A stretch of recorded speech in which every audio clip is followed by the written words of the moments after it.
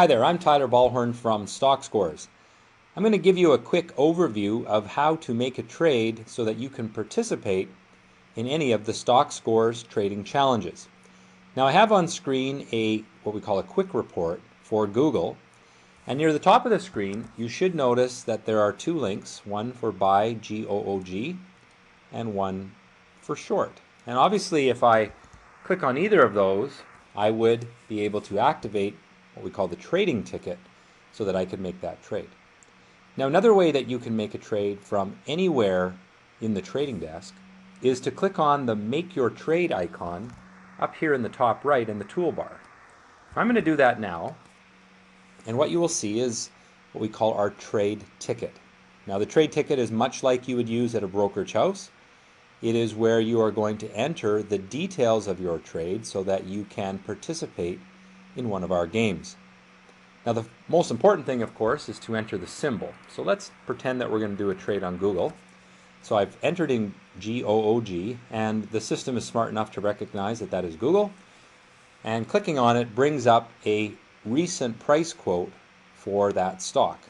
Now if I wanted to see a chart, I could also click on the little chart icon right there, and a chart will expand from that icon.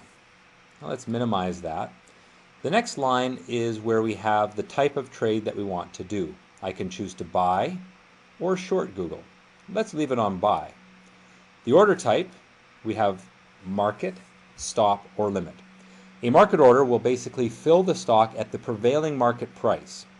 A stop order will fill the order only if that price is hit. And a limit order will fill only if the prevailing market price is within the limit that you set. Now most often I choose to use a market order. However, if you're trading a less liquid stock, that might get you a poor fill, just like it would in the real world. Now I also have a good until field where I can select how long this order remains valid.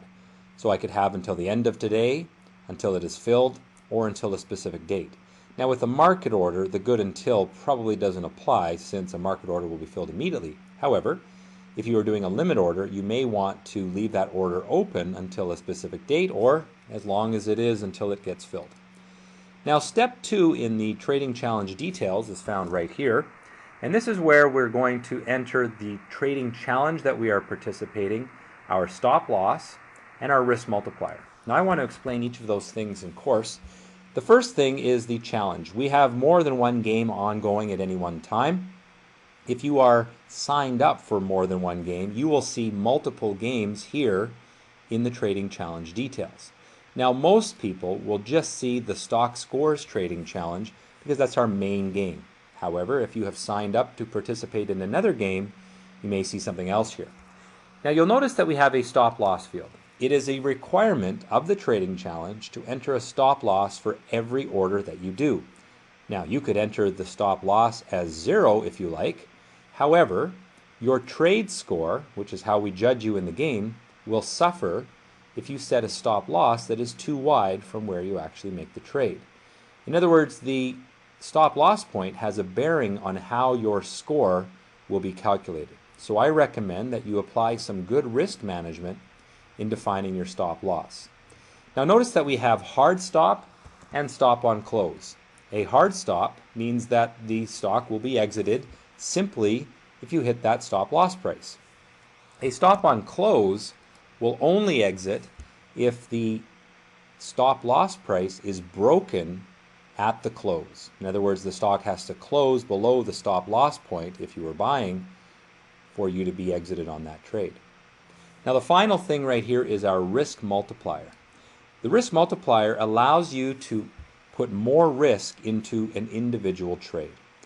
So normally if you want to put everything on an equal bearing or an equal weighting, you would put a risk multiplier of 1.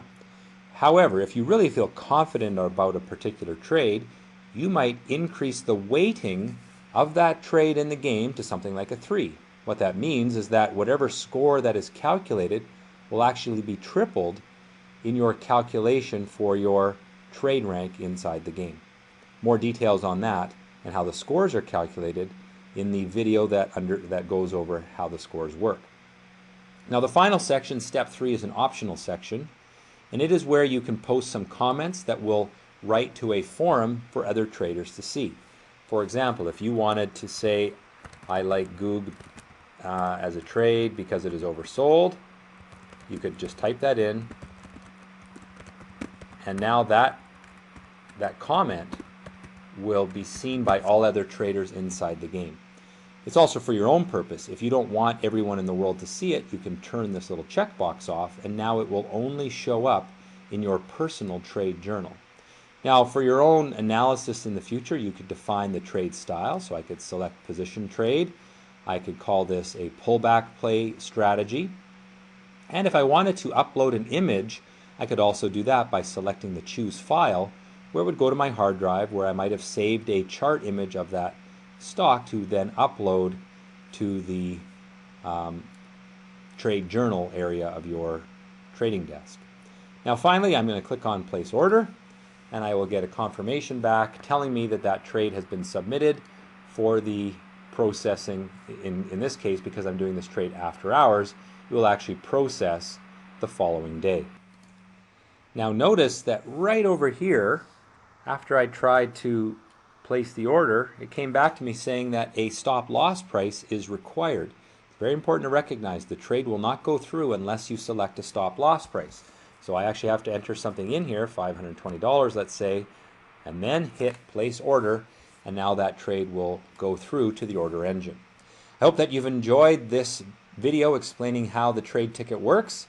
Many more videos around the site. I hope that you try to watch as many of those as possible, because it will help you compete in the Stockscores Trading Challenge in a much better way.